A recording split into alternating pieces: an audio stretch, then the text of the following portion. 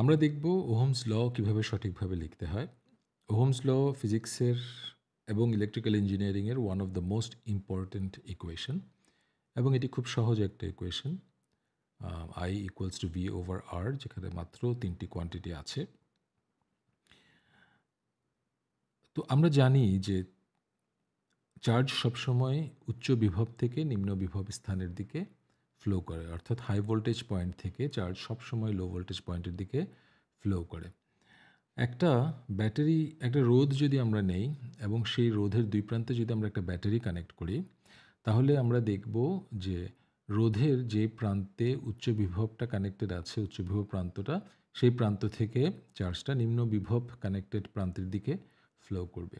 কারণ উচ্চ শক্তির চার্জগুলো সবসময় নিম্ন শক্তির স্থানের দিকে যেতে চায়।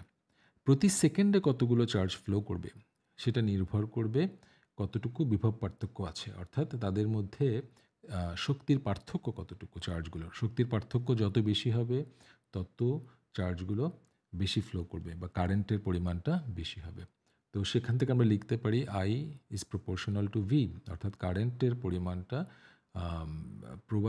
কারেন্টের পরিমাণটা দুই প্রান্তের যে বিভব পার্থক্য সেটার সাথে সমানুপাতিক হবে। আমরা এক্ষেত্রে লিখতে পারি হচ্ছে effect is proportional to cause. Effect হচ্ছে ফল যেটা, অর্থাৎ কারেন্ট, সেটা প্রপোর্শনাল টু দ্য কজ। কারণটা হচ্ছে দুই প্রান্তের মধ্যে একটা বিভব পার্থক্য বা দুই প্রান্তের চার্জের মধ্যে শক্তির একটা পার্থক্য এক্সিস্ট করে। আমরা এটা করতে পারি যে আমরা ভোল্টেজটা যদি ফিক্সড রাখি, আমরা যদি রেজিস্টরের মান যদি চেঞ্জ করি, তাহলে আমরা দেখব রেজিস্টরের মান যত কম হবে চার্জ তত বেশি ফ্লো করবে, অর্থাৎ চার্জ ফ্লো করার রাস্তাটা যত প্রশস্ত হবে তত চার্জ প্রবাহের পরিমাণটা বাড়বে। রেজিস্টরের মানটা আমি যদি বাড়াই তাহলে চার্জ ফ্লোটা কমবে। তো সেই সূত্র ধরে আমরা বলতে পারি I is proportional two 1/R। তার মানে হচ্ছে আইটা রেজিস্টারের সাথে ইনভার্সলি প্রপোর্শনাল। এই দুটো যোগ করে একসাথে করে আমি লিখতে পারি I is proportional to V over R, বা I equals to K into V by R, যেখানে কে হচ্ছে একটা সমানুপাতিক ধ্রুবক।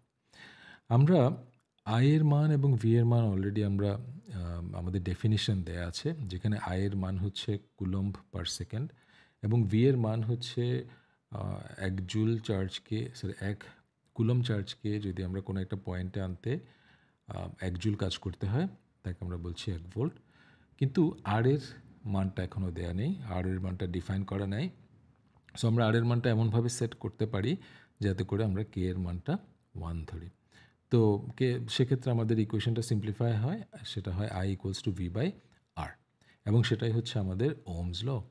যদিও আমরা অনেক সময় সহজীকরণের জন্য V equals to R I লিখি, ইকুয়েশনটা ঠিক থাকলেও যদি কেউ জিজ্ঞেস করে যে ওহমস লটা লিখো, সেক্ষেত্রে এই ইকুয়েশন লেখাটা ঠিক হবে না, এটা ভুল হবে।